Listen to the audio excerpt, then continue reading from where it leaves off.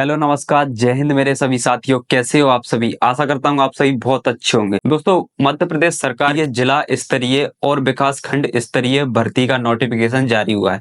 भर्ती किन पदों पर है, इसकी जानकारी इस फुल नोटिफिकेशन के जरिए हम जान लेते हैं। आखिर क्या भर्ती है, किस प्रकार से सिलेक्शन प्रोसेस रहने वाली है। सिलेक्शन प्रोसेस के बारे में आपको सबसे पहले बता देता हूँ। यह मेरिट बेस्ड सिलेक्शन प्रोसेस रहने वाली है।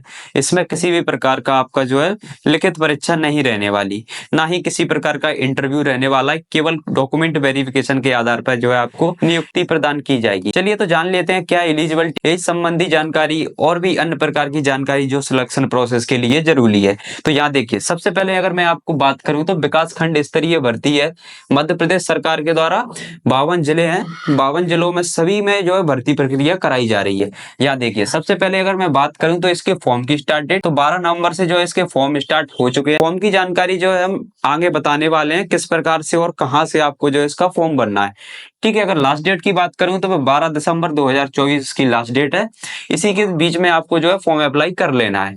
ठीक है, अगर मैं आयु की बात करूं, यहाँ देखिए आप, अगर कोई जनरल कैटेगरी का कैंडिडेट है 18 से 40 की जो है आयु होना चाहिए। और अगर मैं फीमेल की बात करूं कोई जनरल कैटेगरी, तो उसकी 18 से 45 के बीच में आयु रहना चाहिए। और अगर मैं ओबीसी, एससी और एसटी की बात करूं तो 18 से 45 साल आयु मेल के लिए रहना चाहिए। और फीमेल की बात करूं तो 18 से 45 साल ओबीसी, एससी, एसटी। तो चलिए अब जानते हैं आखिर पोस्ट कौन कौन सी है जिनमें जो है सभी प्रकार की पोस्टों पर जो है मेरिट बेस्ड सिलेक्शन रहने वाला है।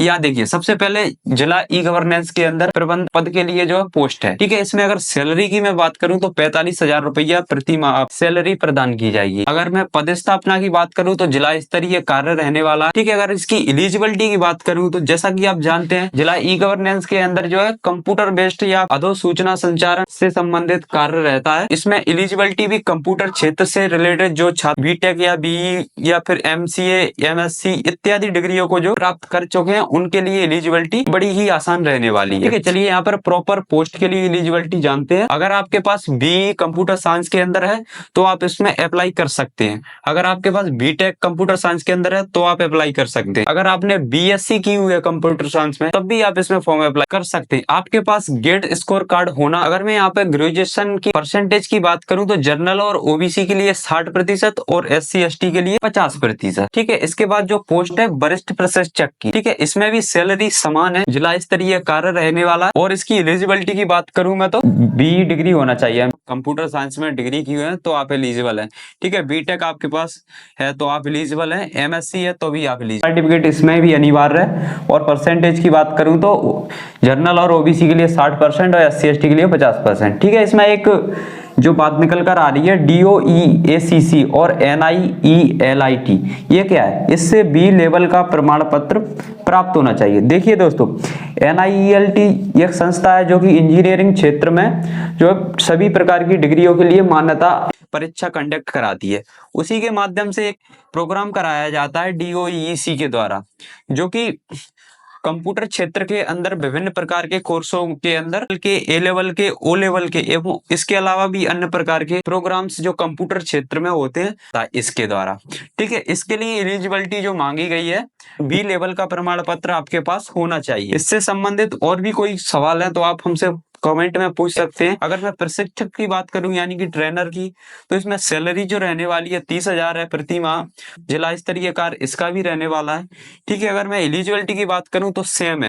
वरिष्ठ प्रशिक्षक की एलिजिबिलिटी जो रहने वाली रेट सेम रहने वाली है। सहायक ई गवर्नेंस प्रबंधक की बात करूं मैं तो इसकी सैलरी 30,000 है।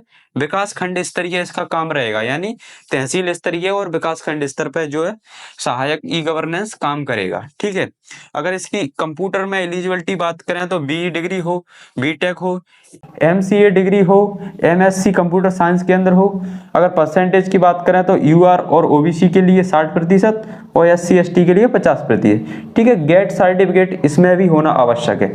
चलिए दोस्तों, अगर इसकी सिलेक्शन प्रोसेस के बारे में जानते हैं। सिलेक्शन प्रोसेस आखिर क्या है, देखिए नोटिफिकेशन जो है 12 नवंबर को लगभग जारी हुआ है। तो आपके जो है फॉर्म भरना स्टार्ट हो चुके हैं। फॉर्म किस प्रकार से भरना है, मध्य प्रदेश सरकार की ई गवर्नेंस करके एक साइट है, वहां से आप इसका जो है फॉर्म अप्लाई कर पाएंगे। लेकिन सबसे पहले आपको ई गवर्नेंस साइट पर खुद का रजिस्ट्रेशन करना होगा। रजिस्ट्रेशन किस प्रकार से करना है आप कमेंट करके बताइए, हम बता देंगे, या फिर आप फॉर्म भरने की फुल डिटेल के बारे में कमेंट करके बताएं, हम इसके ऊपर कंप्लीट डिटेल वीडियो बनाएंगे।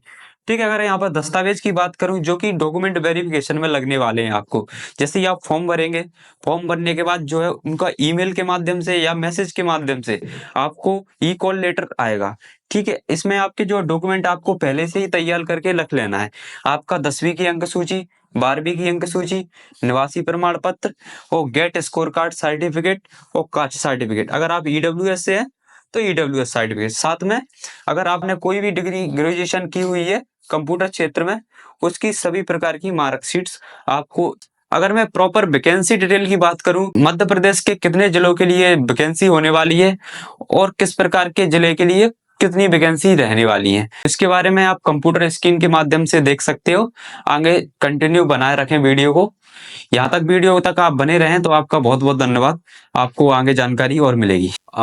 दोस्तों यहाँ देखिए, फर्स्ट ऑफ ऑल आप कैटेगरी वाइज पोस्ट देख सकते हैं, मैनेजर के लिए, ट्रेनर के लिए और ट्रेनर के लिए और असिस्टेंट मैनेजर के लिए। ओके, कौन कौन से जिले में जो है भर्ती होने वाली, ओवरऑल 52 जिले हैं, सभी में जो है भर्ती होने वाली है। ठीक है, टोटल वैकेंसी की बात करूं तो 165 जो है टोटल वैकेंसी निकल कर आई हैं। इसका फॉर्म का हम PDF जो आप डिस्क्रिप्शन में डाल देंगे, वहाँ से आप इजीली इसको अपने ज़िले अनुसार देख सकते हैं। ठीक है, इसके बाद इम्पोर्टेंट नोटिस यहाँ बता देता हूँ मैं आपको। यह भर्ती प्रक्रिया जो है संविदा अवधि के लिए रहने वाली है, यानी कि आपको जो है गवर्नमेंट के द्वारा 2 साल के लिए संविदा पर जो भर्ती कराई जाती है संविदा स्तर पर, उसके अनुसार भर्ती मिलने वाली है। यानी कि आपको 2 वर्ष के बाद कभी भी गवर्नमेंट जो निष्कासित कर सकती है। निष्कासित ना करने के आपके पास किसी भी प्रकार के राइट्स जो है इनके अनुसार नहीं गए। जो भर्ती ई गवर्नेंस पद के लिए हो रही है वो संविदा वर्ग के अतिरिक्त भी इनको परमानेंट नियमित तौर पर भर्ती प्रदान की जा सकती है। इसका लिंक भी हम डिस्क्रिप्शन में देंगे, वहां से आप पूरी जानकारी जो है देख लेना। ठीक है, जानकारी पूरी देखने के बाद तभी फॉर्म जो है अप्लाई करना, अन्यथा इसके अप्लाई करने के वैसे कोई किसी भी प्रकार का शुल्क नहीं है, अप्लाई आप कर सकते हैं अगर आप एलिजिबल हैं तो।